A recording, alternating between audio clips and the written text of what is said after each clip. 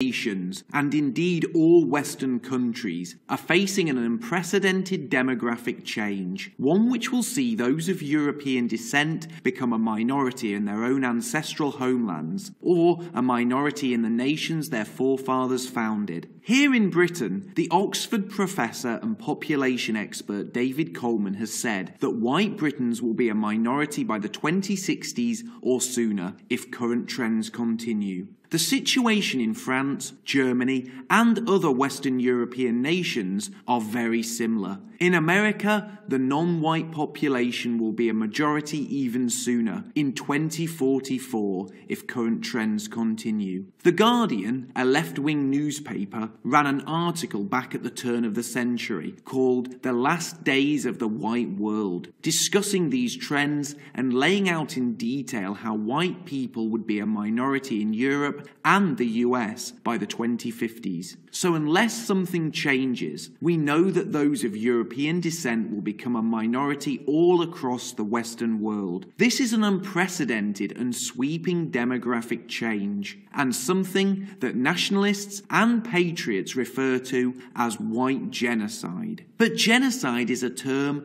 that often confuses people. It is not uncommon for people to recoil at the mere mention of the term white genocide. Detractors will quickly claim that what is occurring in the West isn't genocide at all, just a natural change, a transition in fact, and one that happens organically. But that is not true, because the demographic change in the West is not a natural phenomenon. It is largely being driven by mass migration from the Middle East, the Indian subcontinent, and Africa. And this mass migration is a recent phenomenon. In fact, it has only been taking place since the 1960s on this level. And this mass migration is almost completely planned and state-funded. What's more, the demographic change in the West is also being driven by the incredibly high birth rates of immigrant communities who have settled in the West, many of whom have the luxury of a high birth rate because the various Western governments support immigrant communities with generous welfare benefits and free housing. Yes, there was migration in the past, but it was on a much smaller level and usually came from neighbouring nations with a similar racial, religious, and cultural makeup. In 2016 alone, the then British Home Secretary Theresa May let in 650,000 immigrants, and an estimated 200,000 immigrants arrived here illegally. That's a total of 850,000 people coming into Britain in a single year, more than came to England between 1066, and that was the last time England was successfully militarily invaded, and 1939, the beginning of the Second World War. And similar figures have been reported for other Western nations. Germany notably took in over 1.3 million migrants in 2015 alone. But does this amount to genocide? White genocide, in fact. Well, a good starting point for understanding white genocide is actually to understand the term genocide itself. The legal definition of the term genocide, as used by the UN, is as follows, and I quote, "Genocide is defined in Article 2 of the Convention on the Prevention and Punishment of the Crime of Genocide, 1948, as any of the following acts committed with intent to destroy, in whole or in part, a national, ethnical, racial, or religious group. As such, killing members of the group, causing serious bodily or mental harm to members of the group, deliberately inflicting on the group conditions of life calculated to bring about its physical destruction in whole or in part, imposing measures intended to prevent births within the group, and forcibly transferring children of the group to another group." End quote. This is taken from the opening of a document prepared by the Office of the UN Special Advisor on the Prevention of Genocide. I have placed a link to this document in the description below.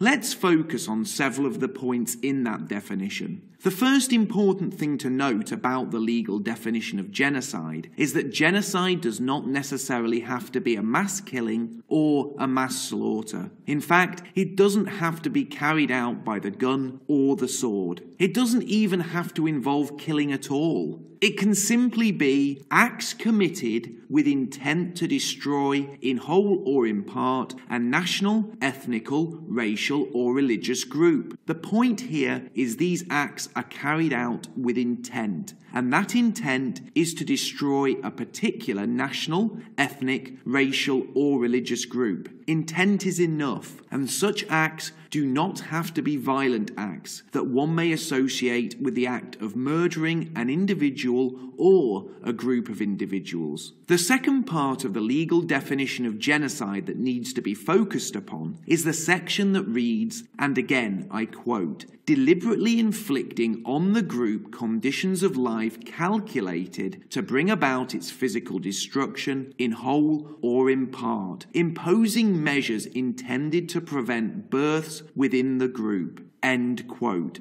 So to be guilty of committing genocide, again, you do not have to kill anyone. You don't have to round people up and execute them or put them into concentration camps. To be guilty of genocide, those perpetuating that genocide don't have to be soaked in blood, but simply have to bring about conditions that would lead to the destruction of a particular ethnic, national, or religious group. And bringing about such conditions could easily be achieved by flooding a particular nation with immigrant groups that are hostile to the indigenous people or to the people that founded that nation. The genocide of a distinct group of people could be achieved by a hostile group hijacking the apparatus of the state and using said state apparatus to facilitate a swamping wave of foreign people to aggressively colonize that nation. Imagine if a hostile group used the state's power to ensure migrants were given welfare benefits, free housing, and other perks to attract migrants and act as a driving force for immigration. Then imagine if the state also afforded those immigrants the comfort to breed rapidly when they settled in those Western nations. Is it really that far-fetched to imagine that governments in Western nations are under the control of a group that doesn't have the best interests of the West at heart? After all, it can clearly be seen that Western governments are all too eager to ensure that people migrating to Western nations are given free housing, free healthcare, welfare benefit payments, and many more perks. Often, so many perks that newly arrived migrants are in fact treated better by the state than those who have lived in the nation since birth and worked hard and paid taxes to support the upkeep of that nation. Mass immigration is not accidental. It has come about through design, through a desire to see millions of non-Europeans moving across the world to nations where those of European descent are a majority. But there is another final important component of the legal definition of genocide that we must discuss, and that is, and I quote,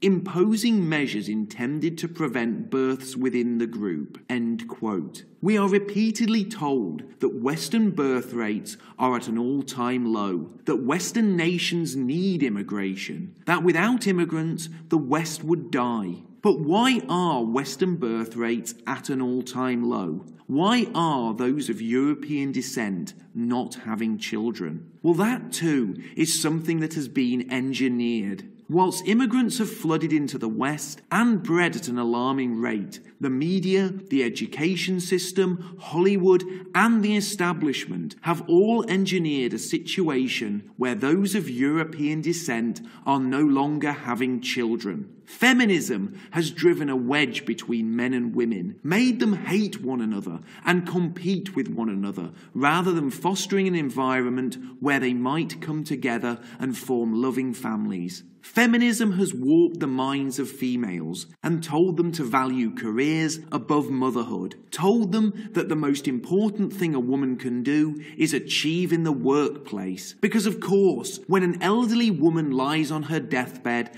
her lasting accomplishment accomplishment shouldn't be her children, but instead her Employee of the Month awards. Religion and spirituality has been mocked and ridiculed and replaced by materialism, which has been fueled by credit and usury, which has allowed people to chase their materialistic desires even when they can't afford to. Eventually, the moneylenders enslave these people, placing chains of debt around their ankles, and debt forces Western folk to embrace the suicidal notion that they can't afford to have children. Abortion has been legalised and pushed as a social norm. In the UK, over 8 million children have been aborted since 1967. The overwhelming majority of those children were white. Women now abort a baby as if they were simply disposing of an unwanted Christmas gift. Make no mistake, those who have so skillfully managed to manipulate and control Western governments, those who have made the West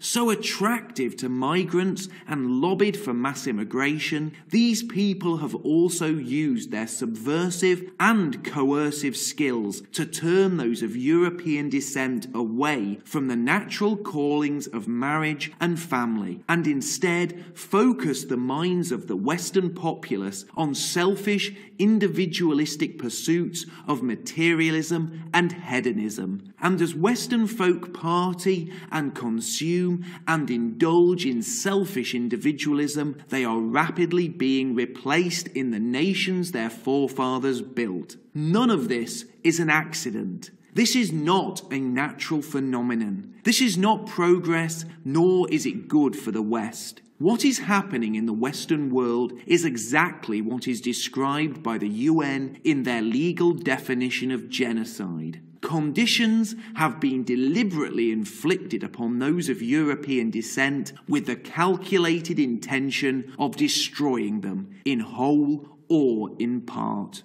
This is white genocide.